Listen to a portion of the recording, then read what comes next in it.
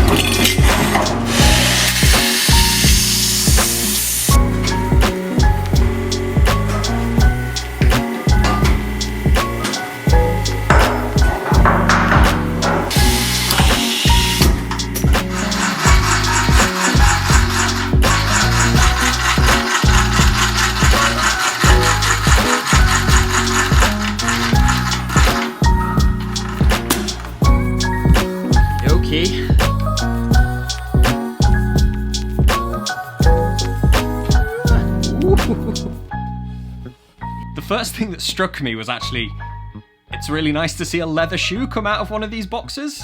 I don't think we've done leather since the very first episode. Yeah, which, you know, like tiny little leather scraps all patched together. It's great to see a leather shoe come out, but I love this goat leather. I do actually have a pair of these in black myself, so it's kind of, I know what the leather's like and it's wonderful, but that I think there's something so fun about that patchwork effect, and the tones always work really nicely. One colour combination that I really struggle with when putting an outfit together is green and blue. It's strange. I know people who can absolutely rock it, but if I put those colours on together, something just feels off. But those look so good next to each other. They really do complement each other.